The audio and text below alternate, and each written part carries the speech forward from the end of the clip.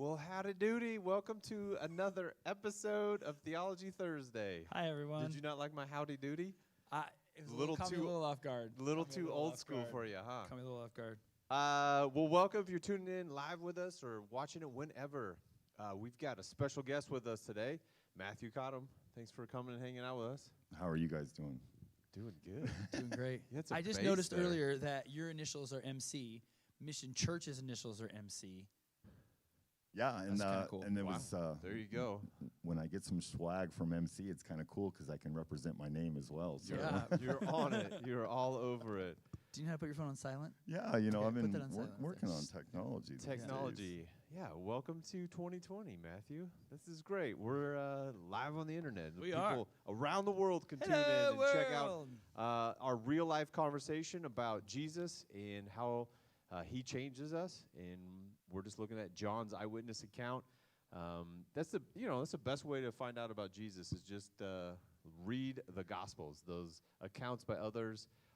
And there's 4 of them that we have. There's other people who took on the task of recording Jesus' life, but we've got 4 of them because anytime anybody views something, you're going to have a different take, right? So Ben and I, Matthew, if we watch something, experience something, our take would be very similar. They'd all be true, but we just kind of have different perspectives or different angles or different things we focus in on. So, Well, mine would be true.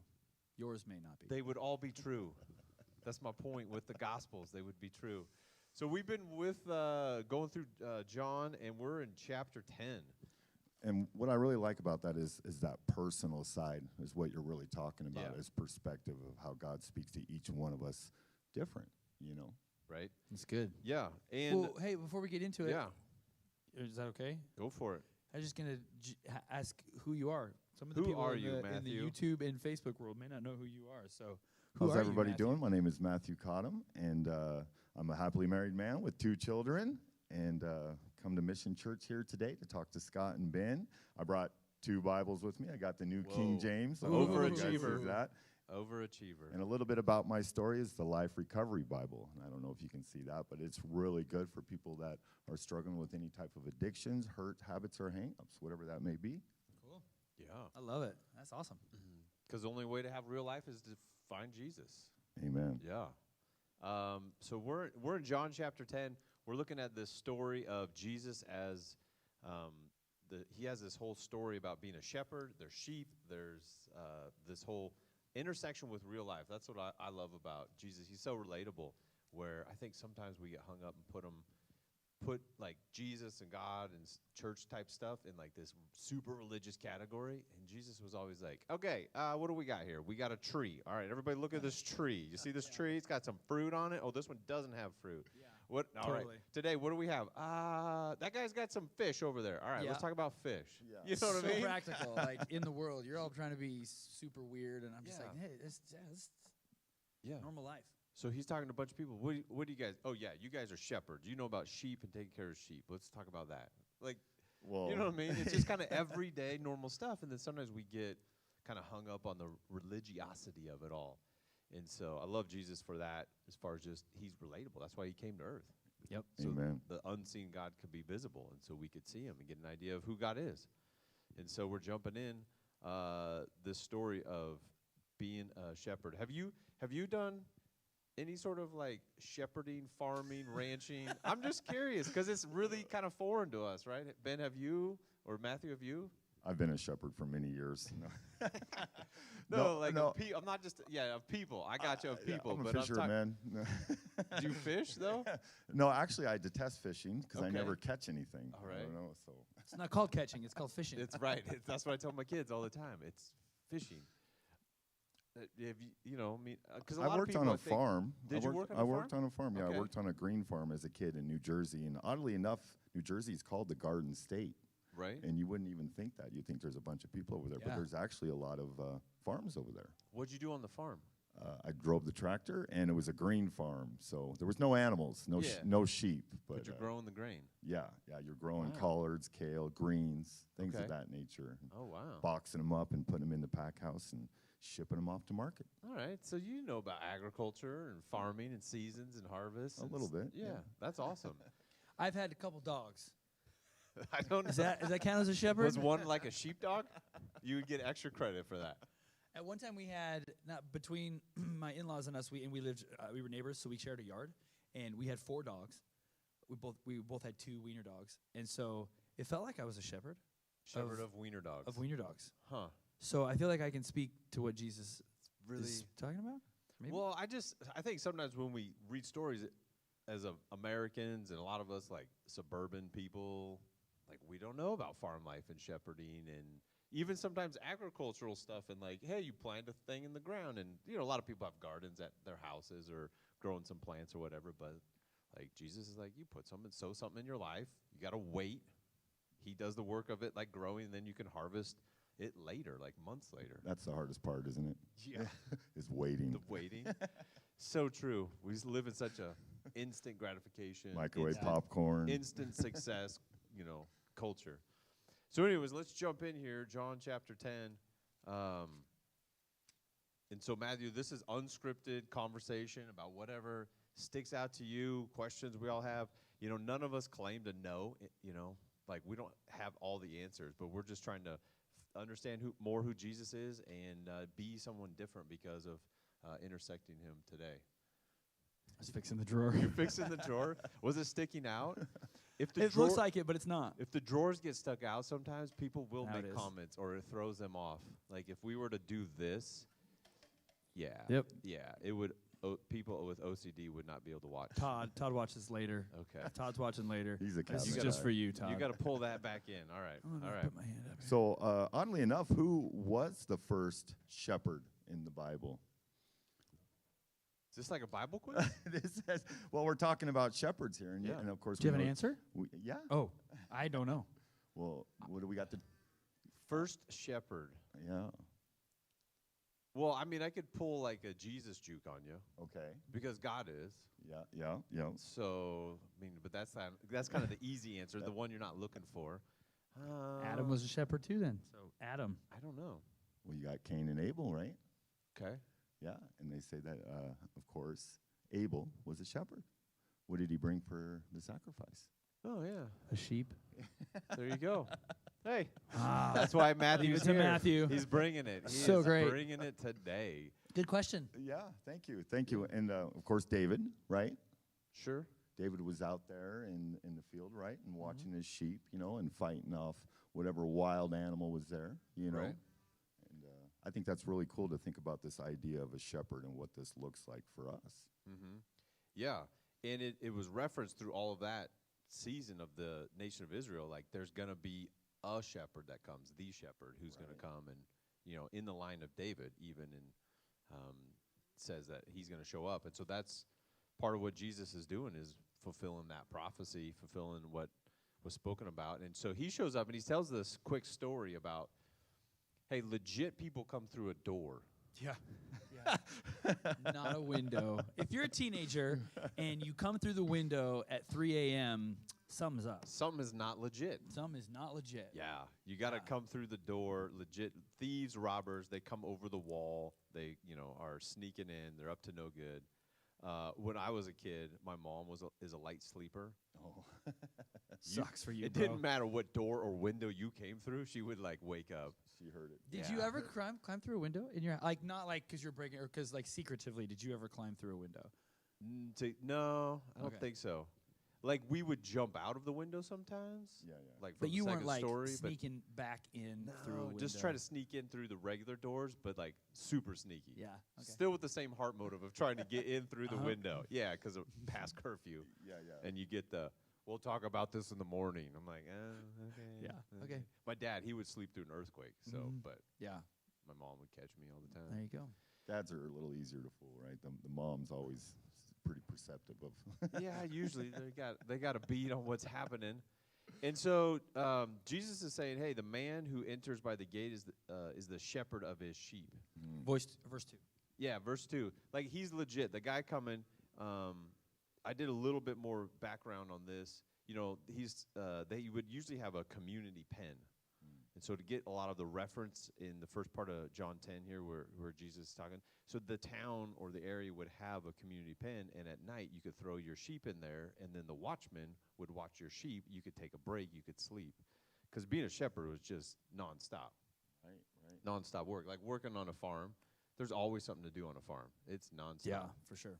Getting stuff ready, harvesting stuff, planting stuff, fixing stuff. So it's just nonstop. So there would be this walled area where there would be a small entrance and that the watchman would guard it. My only reference to that is I do triathlons. And so on some of the big races, you check your bike in the day before. And so there'll be 2,000 or 3,000 bikes in a gated area, and they will have security guards. They will have watchmen. My wife and I went to Hawaii last year to watch the Ironman World Championship. And so they have it on the pier. And you do some quick math and all the bikes and stuff, because the bikes are ridiculous. And that's the top of the top. So everybody's spending like $5 to $15 grand on a bike. Wow. And you count all the bikes. And I did some quick math. I'm like, there's like $20 million in bikes on the pier. So crazy. You think they got a watchman or two out there? It better. Making sure the people that aren't, supposed to be Yeah. out there, like there was legit $20 million is my estimate on bikes out there. It's a lot of money. That That's is an estimate. It could probably easily be 40. It could be more than that. Yeah. Yeah. And so Jesus is making this reference that the watchman's there, the legit people come through the gate, and he calls. So if you come get your sheep, this is how it works. You come to the gate, you call your sheep, and then your sheep leave the other people's sheep, and your sheep come to you because they know your voice. They're voice trained, like dogs, like your wiener dogs, right? And that's amazing to me because I know sheep aren't like the brightest. Yeah. You know what I mean? And it's oddly enough, even though they're not the brightest, if there's a hole in the fence somewhere, they can seem to find that. Animals are always good. If there's some like good grass, good food, Right. you will find it. Yeah. Like us, if there's a good restaurant nearby, I will find it eventually. Eventually. You could Me smell too. that. Eventually. You're like, what is that? Is that something smoking? That's a But your barbecue. idea of a good restaurant's different than mine. Come on now, smoked brisket? You Yeah, do that? it's great. Okay. I'm Oh, not- jeez. I'm not. You're not too convincing on that. He was, man. If you could give me some good brisket, I just haven't had a lot of brisket, so this isn't a brisket conversation. So. Yeah. But anyways, it's like if you have, for us to relate, it's your own dog. If your dog's out, you call your dog comes back to you. You call the neighbor's dog. Usually the neighbor dog isn't coming back to you. If you're at a dog park and you're going to leave, you call your dog. And sometimes a stray dog or two, but these sheep were trained. Like they know who their shepherd is, and they would come and be able to go in and out and go to pasture because being a shepherd was hard work. Hard work. You're taking care of not just like you're like sometimes not just you saw there was thousands of bikes, like thousands of sheep and hundreds of sheep and just like I would guess, I don't know, but I'm assuming the shepherd doesn't know each sheep by name and I bet they do. Yeah. I would think so. They could. They do. Like that's Billy. Yep. And that's Because they Bill, know 'cause them. there's a Bill and a with Billy. them. They Right. protect them. Yeah. Stories of David. He's like, I beat lions off and bears With a stick. Yeah. with a stick. Come on. yeah. With the Yeah, stick. but it's just a lot. So that's a lot to keep track of. I think any human, that's a lot to keep track of. That's a Yeah. lot to do. So it's not like just a 9-to-5 job, like Scott was saying earlier. It's hard work. It's relentless. really There's hard work. always Yeah. a sheep there. I heard that they actually, the shepherd would sleep inside the gate, like right there, literally sleep right in there. Mm-hmm. And that's just kind of cool that he actually, when he's even guarding it, he's still actually sleeping right inside that gate, Right? Because that way nothing can get out Yeah. and nothing can get in without him being woke up, right? Yeah. And so there, he's saying there's a watchman. Sometimes there's a community person that would be the sleep in the gate guy. Yeah. And it would be not like a 6-foot wide gate. A lot of times it would be a stone wall, and then it would be a real narrow, like you could just get your body through, so that way it's safer. Right. So that way the sheep can't just get out and bum rush you. Well, I think verse 7 is cool. His comparison. Maybe talk about that a second. I told you that I'm the gate. Right. Because, Jesus, like, he shares all this, and maybe some people are watching and going, what's the whole point of what you guys are talking about? Yeah. Unless we're going to start raising sheep out in Otis Orchards here, soon. We're going to refer you to our sheep channel. This is Sheep Rust Sheep channel. 101. Like, what? So that's the same people. Like, Jesus, what are you saying? Yeah. Are we talking They about didn't understand raising sheep? I think it's so funny that John points that out. Like, he's like, but they didn't get it. Yeah. And that gives me hope because there's so many times I'll read something or hear somebody say something that to you may make sense or to you may make sense, but to me I'm like, I don't get it. Hey, disciples and a lot of really cool people in the Bible didn't understand stuff too sometimes. So it's okay. It's okay. Jesus has understanding for that, and so he explains it a different way. And he says, okay, here's the whole story I told you. Okay, here's what it means. I'm the gate. He spells it out. Doesn't always do that in a lot of his parables, but he did on this one. Right. Well, like you were saying, depending on, you could hear something 10 different times. And depending on, actually, the one time Scott said something or Ben said something, then all of a sudden, and then my wife will be like, well, I've been telling you that. And I'll be like, I just heard this. Check this out. This is so cool. Yeah. No, it's not. I actually said it better, the wife says, right? That is awesome. Yeah. Sarah, you are always right. So, he's like, Matthew's finally wife. getting it, buddy. Finally getting it. So Jesus is breaking it down. So what does this all have to mean? Sheep, gate, watchman, blah, blah. One of the things that he points out, verses like 14, 15, 16, Jesus is saying, I'm the good shepherd. Mm.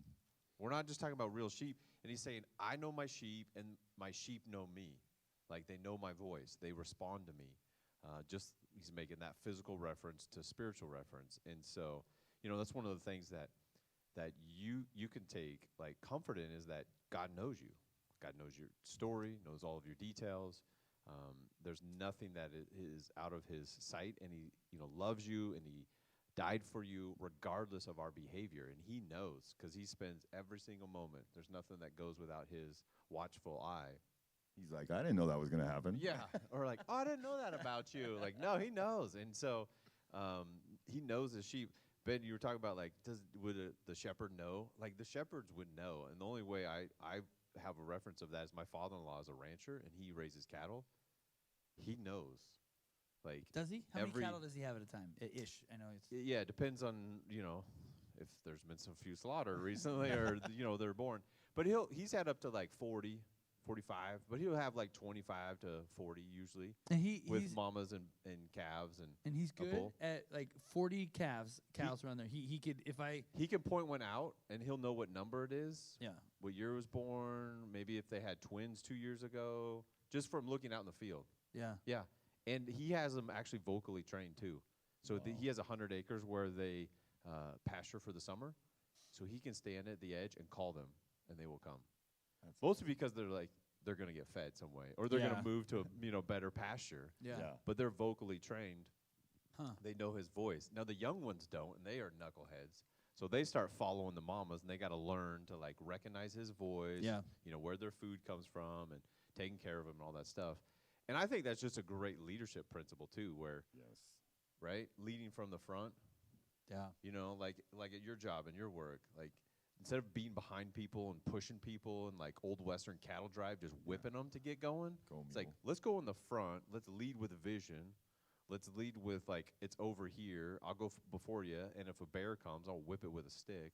You know what I mean? Yeah, like, totally. That's one of the things I take away from this, is just leading from the front and having vision, and not just, so people know, like, recognize you. And what sticks out to me when we're talking about this is that Jesus is the door. And I really like that. And when I think of the ark, and I think of the temple in the Old Testament times, how there was one door to the ark. Now, if you think about, God gave Noah these instructions to build the ark, so he could have put how many doors in this thing? Right. You know what I mean? Yeah, and there was actually only one door that was in the ark, So it's this great example, I think, of Christ and what Christ is going to do for us. Yeah. Yeah, that's good. Yeah. I hadn't thought that. That's really good. Yeah, it's a reference, like you're saying, verse 9, I'm the gate, whoever enters through me will be saved. Yeah. Yeah. Well, and I think every it's animal amazing. that entered the ark through the door was saved Yep. physically. It's foreshadowing of the need for Jesus. Yes. And so Jesus saying, hey, if you want to find life, if you want to find, light and love and peace and forgiveness, it's through the gate. You will be saved from the penalty of sin, which is death. What were you say, Sharky? Well, he's not only, because he says in verse 11, like, I'm the good shepherd. And he repeats himself in, was that 14? Yeah. He's the Right, gate and he's the good shepherd. He's the gate and he's good. I mean, he's everything, He's right? everything. He's the chameleon He's of the the story. wall. He's the yeah, resource. and I get that. But But yes. I think he doesn't say he's, the floor. He doesn't say he's the barn. He says he's the door, which obviously is symbolism to the fact that he's the way. Yeah. He's the only way in. But not only that, but like he provides opportunity for you to be cared for, to be loved, to be handled isn't a great word, but to be taken care of and sought after and be like Scott's father-in-law and like just be known. Like me, it's hard for me to wrap my head around that. Like if I have, because I don't do that well, right? If I have 1,000 sheep or I have 100 sheep, like to know intricate details about each one of them. A good shepherd, a good cattle shepherd. What's he called? What's a shepherd? Well, you would usually call him a rancher. A rancher. Yeah.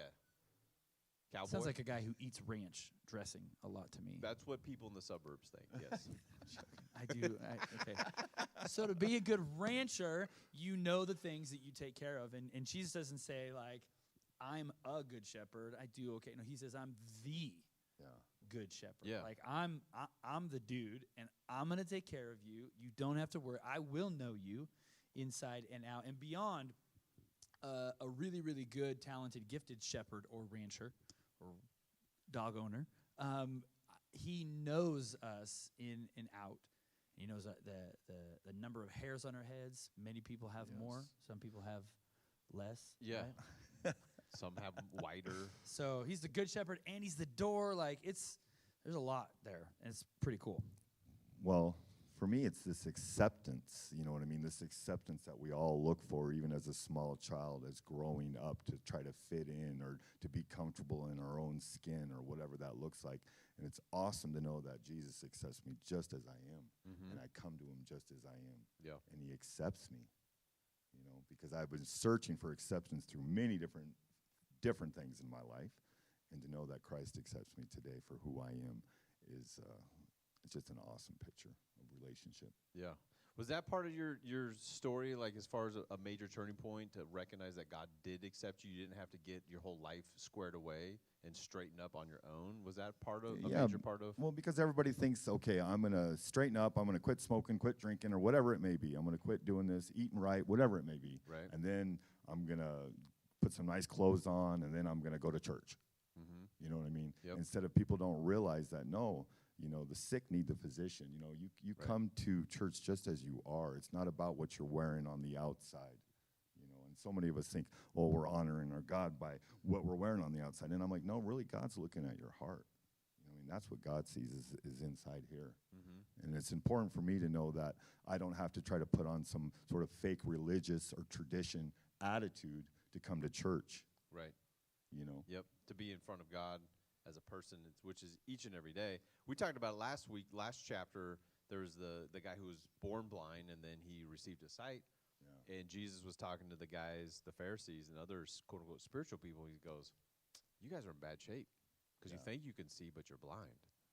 To the reality of like, I don't got to get my stuff together. Desperate people, recognize their need for Jesus. Sick people, people going, hey, I can't get my stuff together. I can't conquer death. I can't conquer and pay for my sin. I need some help here. And that's what Jesus said, verse 11. He says he's the good shepherd, and he lays down his life for the sheep. And then he goes on, he says, employees, what employees do when times get tough? They quit. Because they don't own the business. I'm out. They're like, oh, it's a rough season. The ship looks like it's sinking. I'm going to go find a different job. That's what employees do, But Jesus is all in. He's invested. It's his world. He created us as people. He's like, oh, no, I'm going to save it. I'm going to rescue it. I'm not abandoning ship. Like the captain is going down with the ship, but not because the ship is going to be resurrected. So we're all good anyways. But it's making that difference. Because he's all in.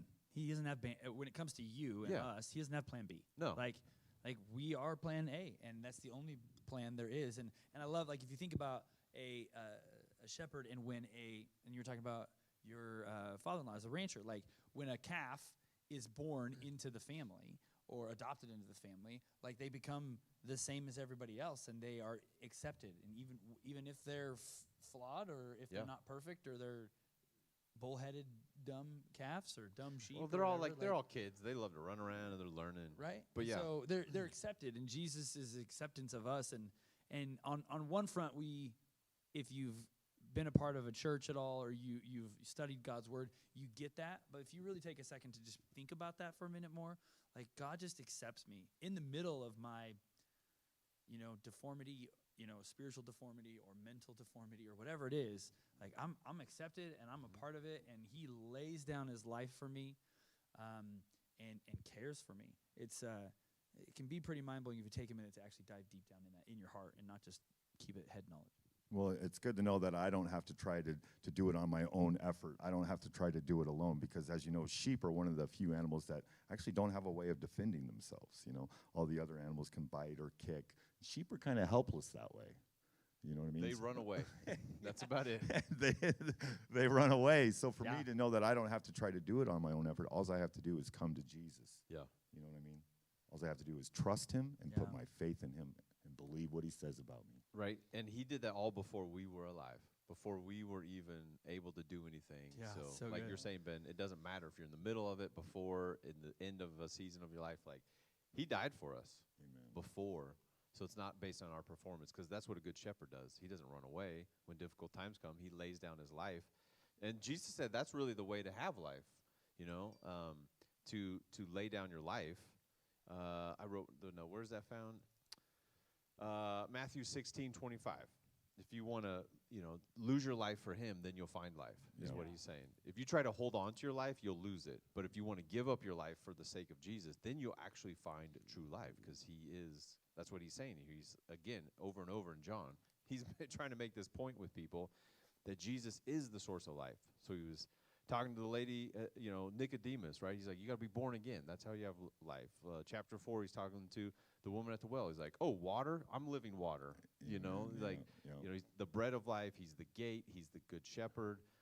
He's just trying to make all of these personal connections with people. He's like, oh, you looking for a vaccine for stuff going on in 2020? I am the vaccine. Like, whatever. Oh, you're looking for, financial support? He's like, I am the bank. Like, whatever it is, Jesus would say, I am the source of life and the source of everything that you need.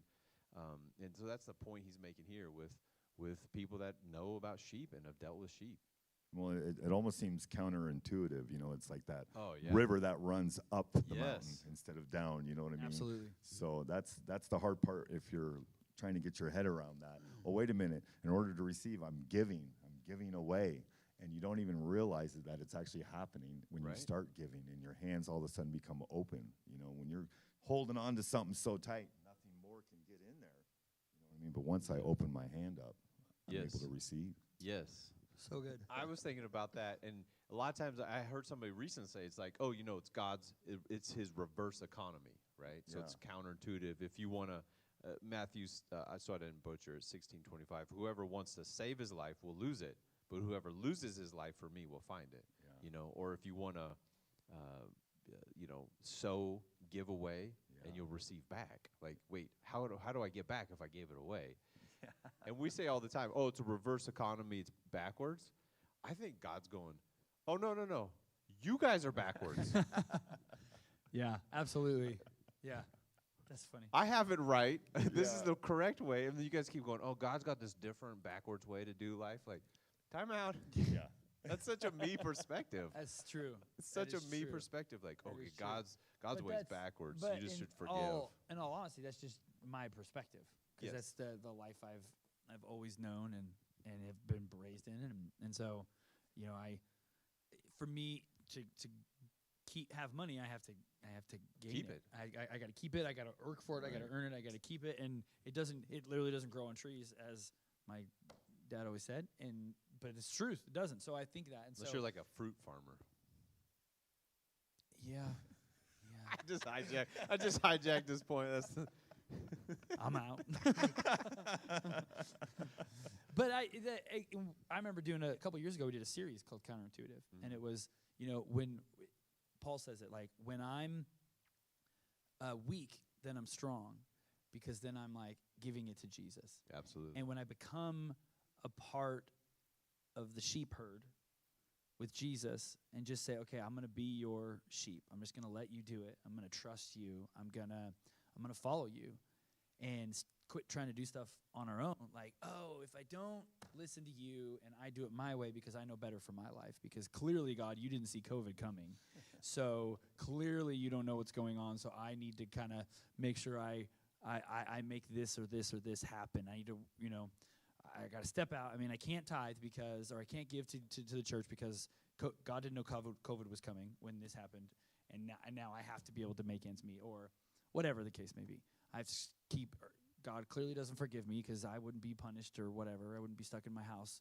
Like, God knows that. And so when we just surrender, okay, you have a way of things. I'm going to just let you do it and say, because I was talking to a friend of mine about just the situation we're all in with COVID. If you're watching this years later, right? You remember 2020. And if you don't, it will be one of those seasons. Yeah. It'll be like, you remember when? Yeah. And so I just remember talking to him about the current season that we're in, and I was just like, I say a lot that what we're doing right now, in whatever situation you're in life, it's not a surprise to God. He knew it. And I say that all the time. But then I'm like, internally, I'm like, clearly you didn't know this was going to happen to me. So I need to kind of do it on my own. I need to be a shepherd or sheep that leaves the pen and go out on my own for a while, and then I'll figure it out. And God's like, no, just let me do it. I got you. Yeah. Right? Because his perspective is so much bigger. He sees everything.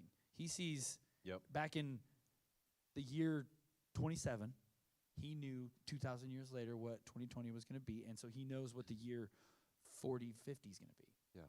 Because God doesn't exist in time. He's outside of time. Exactly. It's all has happened already in his view and his perspective. And so the restoration of like all things and the provision we need for this week or today or next week or here comes the first of the month again and the bills are due, like God's already experienced that because he's outside of time and he's got all the resources and he's the good shepherd.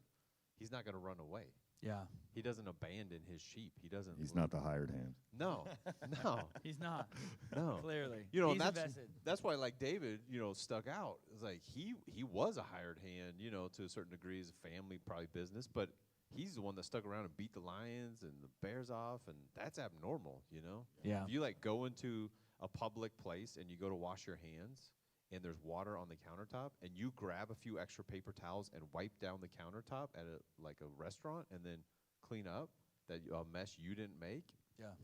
That's like owner work right there. Yeah. You know what I mean? Yeah. And an employee that does that, like the owner or the boss or manager or whatever, notices it and says, "Oh, I'm keeping that guy around," and keeps him around, and we get promoted, end up taking the other guy. Right? If you as a worker, as side note stuff, if you as an employee, if you take care of stuff and you have the same ownership level that the owner has, they will clearly see that. You will rise to the top very quickly. What is that Proverbs that? You see a man who excels in his work, he will stand before kings and not unknown men. Is that right? Did I quote that right? Oh, I don't know. Okay. Sounds good to me. Yeah. Matthew? Yeah. I like it. It makes me think of the prayer closet one and the fact that God will reward us in the open. Some of these things that we're doing in the secret all of a sudden manifest out in the open. Mm-hmm. And that's a great example of that right there. Absolutely. You're taking a little bit of pride, a little humility, I guess, whatever you want to call that. And little deed goes a long way. So. Absolutely. And that's just like you're saying, but that's just good like teamwork, leadership, wherever you're at as far as working on a team. The more you can get everybody thinking and acting like an owner, the better, the quality of the environment, the work environment. If people show up to a workplace and in the parking lot there's trash and they just, without even thinking about it, like pick up the trash and they're not the facilities person, like how much better that work environment is. People just starting owning that. And Jesus is saying that's him, but it's also like the kingdom of God as brothers and sisters in Christ, caring for one another, carrying each other's burdens, praying for one another, taking a genuine interest in each other, not just going, I don't know them, it's not my job, not my responsibility. I didn't do it. Yeah, I didn't do it. Man, we so play the blame game. Because that's what the thief does. And this verse is, maybe for you, it's the first time you really recognize this context, but John 10:10. It's a really familiar verse. The thief comes only to steal and kill and destroy. And Jesus says, I've come that they may have life and have it to the full. And in this context of shepherding and people climbing over the walls in the night trying to take sheep, and Jesus is like, nah, I am the life. And if you want to have life, come through me. And that way you can come in and out and have great pasture, have good life. You know, you have safety and provision, safety at night. And like he's making this physical reference. The sheep go out during the day with their shepherd and graze, and then come in at night and be safe. And so he's going back and forth. And then Jesus makes this declaration once again all throughout John that he is God. There's so many people that I've had conversation with and out there that go, I don't know, Jesus never claimed to be God. Like, we're at, like, number 84 already in John chapter 10, just in John, of Jesus' reference and declaration that he is the Messiah, so he is the one who is God, that came from God to provide Ezekiel. I've got a study Bible. It's really helpful. If you don't have a study Bible, there's all these little good notes down here. You don't have to memorize Most of the stuff we ever say, we've just looked up. Like, it's not cross-reference things. Yeah, it's we're not scholars. super helpful. But in Ezekiel 34:23, it's talking about the true shepherd, the Messiah, that's going to come and care for his sheep. So hundreds of years earlier. And so Jesus makes this declaration, kind of basically a couple different times, but they get... Verse 19, the Jews, again, were divided. Many of them said, he is a demon-possessed and raving mad. Why listen to him?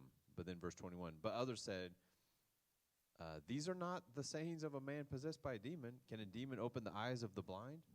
Right? So they have this division again, and Jesus has made this declaration. He doesn't give up his life, or his life isn't taken, but he gives it up.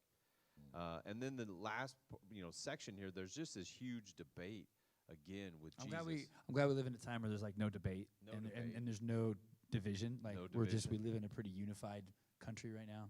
It's good to be. Oh, Lord help us. Help our hearts. I was like, what are you talking about right now? Well, even just to back up a little bit, I like how Inslee has the Gentiles in mind here, because he has other sheep that he's going to bring in. So it's cool that Christ is breaking down that wall between the Jews. Wait a minute, back up. Wait a minute. Time out. Did you hear that? 100%, 100%. You said, it sounded like you said Inslee, which is our governor. At this current time, Washington's governor. Yeah. Did you not say Inslee? No. Okay. It totally Did did. you guys hear I'm Inslee? like, wait a minute. Is he going there? I didn't know. Okay. Ben makes this vague reference political, and then you're like, well, let's talk about... No, we're not talking about the governor. No. Okay, start over. I'm What'd you talking say? about verse 16 in here. I was lost. Did I say Inslee? Didn't really? I'm going to have to watch this again. Yes, go watch I it don't back. think Inslee. I said that. Inslee. And the other sheep I have which are not of this fold, them also I must bring, and they will hear my voice, and there will be one flock and one shepherd. Yeah, that's good. Really good. That's what I'm talking about, that unity. And a lot of times if I'm starting to think of left and right and what my focus is on, what my magnifying glass is on, and if I'm looking for faults, that's what I'm going to find. Yeah. So a lot of times I have friends that have different political view, and I try to do what you guys I'm sure do, is find that common ground. Right. With him in something that we can both discuss and have an open dialogue, Yeah, and then definitely working super hard to, like, anybody who's a Jesus follower, there's one flock, and there's one shepherd, and there's way too much artificial division that we try to create, and like, oh, you're part of this, and I'm over here, and we're different. Like, no, are you in the flock or not? Yeah. Like, those are the two groups in the world, the entire world. There's two groups, in my view. Yeah. Because Jesus said there's one flock that's following him, and then there's everybody else. Yeah. So that's it. Not Baptist, not Nazarene, not Episcopalian, Presbyterian, Presbyterian, Foursquare, not Assemblies of God, that's not Catholic, not Jewish. There's not Muslim. Like, literally, there's no more Greek or slave or Jew or Gentile. Like, there's one flock following Jesus, and there's one following Satan. Yeah. That's it. And so one of the number one questions I always get as a pastor, I'll say, what do you do? I'm a pastor. Oh, what denomination is that? Or what religion are you? Or what's your church? What's it affiliated with? I'm like, Jesus. You know, Yeah. like, and I get what they're asking to an extent, and what I'm like, I'm like, you drive a minivan. Oh, what kind of minivan? Like, Right. Really? I drive a minivan. I don't drive a minivan, by the way, but I drive a minivan. right? There you go. I have a truck. I'm not opposed to them. I would have one, but another story. But yeah, like we make all But these the artificial. unity. What? Back on unity. There Is you that go. where that's where you're headed? Yeah, and you and I together in unity, like it's really easy to talk about, but it is hard. And honestly, it's hard for me when I look at people who completely view different, things that I'm really passionate about and that I love, like, and I think this is pretty rare, but if somebody hates kids, which most people don't hate kids, they don't want to have them, but if they hate kids, like it'd be hard for me to like find common ground with that person because I'm like so stuck on what I do disagree with. Yeah. And so it's hard sometimes when you're really passionate about something, whatever it is, and to just be like, screw you, I'm gone. I don't even want to talk to you because you don't agree with me on this whatever it is, this point in the Bible, this right. the way you wear your glasses, right. The way you spike your hair or don't or whatever, and me just like completely shut you out because of how we disagree. Like, work to find a way you do agree, and that's become all things to all men. Yeah, so that I might win them for Christ. Absolutely. Yeah, having unity. Jesus prays for us, and John records it later in, I think, chapter 21. He just goes, I just want us, Matthew, Ben, Scott, and people watching, everybody, to have the unity that him and the Father have. And so, in the Spirit, just this togetherness. There's one flock, there's one shepherd. He's in charge. He's our leader. Jesus is looking for a bunch of followers, not for a bunch of leaders. Yeah. And that's always a tricky thing. But to be unified, and I always find with people that aren't following Jesus, one of the baseline jumping off points is like love. Yes. Like so many people want to be loved, want to love others, to have kindness be shown. And it's like, yeah, we can agree on love. Now, a lot of times we'll get down the road, and sometimes a little bit or a lot, depends with the people, like what the definition of love is, their expression of love. I'm like, well, none of us actually get to define love. God is love, and then he spelled it out for us pretty clearly. So if we start to diverge on that, but so many people just want like to have love in the world.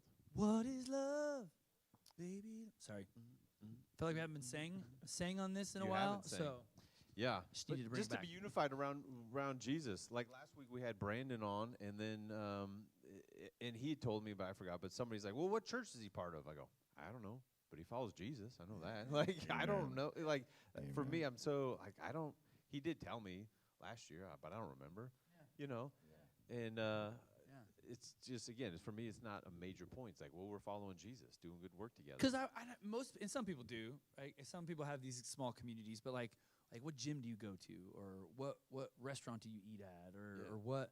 Like we get so stuck on that. Like, you're not a part of this church or this kind of church, and we can't associate with you, or we can't associate with you, and. Yeah, we become the fruit inspector a lot of times too, as well. You know what I mean? And I don't like when I get caught in that trap of when we're worshiping, and if I don't see this guy ever raise his hands or ever sing out loud, that doesn't mean that he doesn't love Jesus any less or more than me. Yeah. You know what I mean? Really, and I instantly go, does this guy really know Jesus' radical love and how it changes somebody? Right. So I got to keep that in perspective, because I know a lot of people, my friend Ed, how you doing out there? He doesn't raise his hand or sing, but I know he's been transformed. Yeah.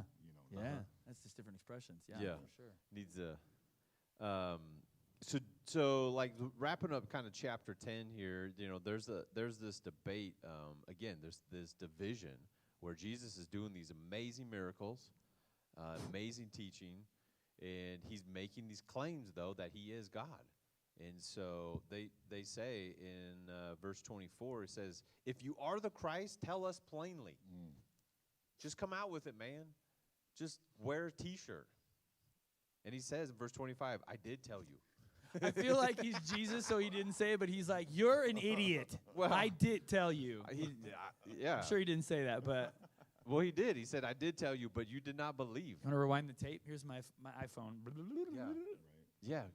Get on YouTube. Watch the miracle down at the lake. Remember that? He says, "I did all these miracles. Don't they speak of me?" And that's what people are saying. Like, how could this guy be from God, or not be from God and do these amazing things, heal people and do miracles? Like, they don't. That's the good stuff in life. That comes from God. And so, again, he's saying, no, you guys don't believe. My sheep know my voice. They listen to me. They understand who's calling them. They understand I am eternal life, that I give life. And so, again, at verse 31, again, the Jews picked up stones to stone him because he's making this claim to be God. And so they're not going to stone him So and he gets, instead of just like it disappearing, he goes, hey, which one of these great miracles are you going to stone me for? They're like, oh, we got no problem with the good stuff, the miracles. It's the stuff you're saying. We got that issue you have when you say you're greater than Abraham, Moses. And that goes back to kind of us, like Unity. We find the things we don't agree with or we don't like with, and we tend to heighten those. Like if it's a singer, like we like the one song. Oh, I can't listen to them because I don't like this song. Well, they got a lot of other really good songs or whatever. Like it's a person. You got this one thing about you that I don't like, or you don't. I'm not saying that. But maybe I am. Or even with Jesus people, it's like, well, they have a more rote prayer to their faith expression. Yeah. Mm-hmm. Yeah. So we're casting everything. So we're kind of you dividing on that because that seems, how would that be heartfelt if it's the same prayer over and over? Right. That would be disingenuous, right? And so we would have some division and going. Jesus is going, no. I'm good with you making up babbling prayers or rote prayer. Like I'm good with it. I know your heart, like you mentioned that earlier. I know what's going on the inside of a man. Yep. And so they pick up stones to stone him, and he's going, no, it's not going to happen. And eventually he disappears and escapes from their grasp. But some people, I love this at the end of it, some people followed Jesus, and they said, you know what, John the Baptist, he didn't do any of these miracles, but everything he said about Jesus is coming true. Yeah. And so in verse 42, and in that place many believed in Jesus. Yeah.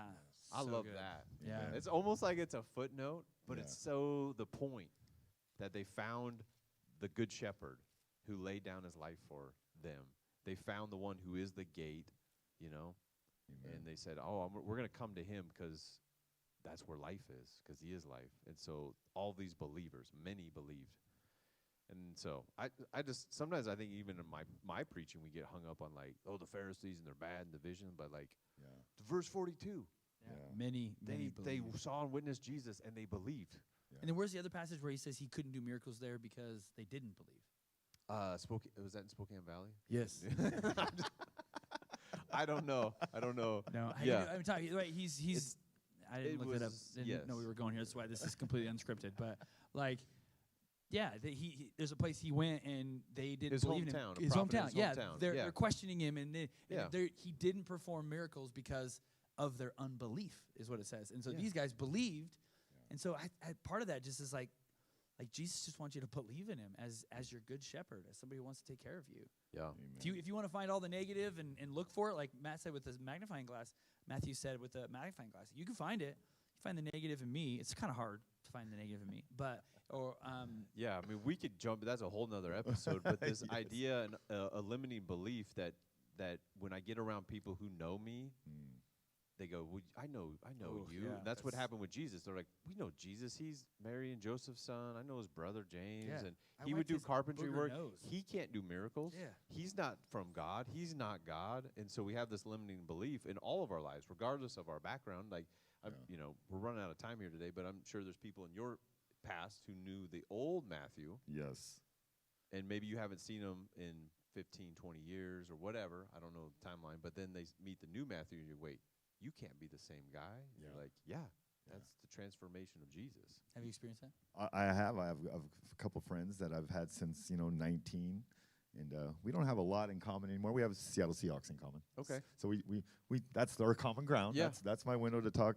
And a lot of times, they're astounded that I completely went from where I was at as far as in my addiction to where I'm at today, and the things that I have, of course, I got a new truck, and then I got a trailer, and I've got a boat, and I'm a homeowner, and I'm a productive member of society now. Unlike drinking with homeless people under the bridge and hanging out with that, is what I kind of used to do. But anyway, it's just amazing that I get to be that witness, and they get to look at my life and see how Jesus Christ has transformed my life from the inside out, literally. Yeah, absolutely. So good.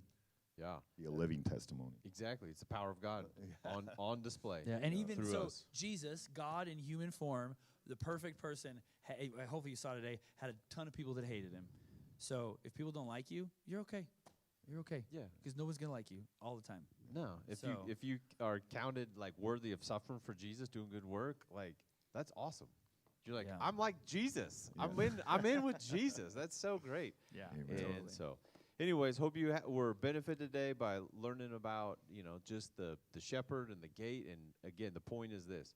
Jesus is life, and he's the source of life. And if you're looking for real life and life transformation, turn to Jesus. Keep exploring him through John's eyewitness account and asking yourself, who is Jesus? Wrestle with that question. So thanks for tuning in. We will not see you for the next 2 weeks. So we're going to take a little break and be back in September. All right. See ya. See ya.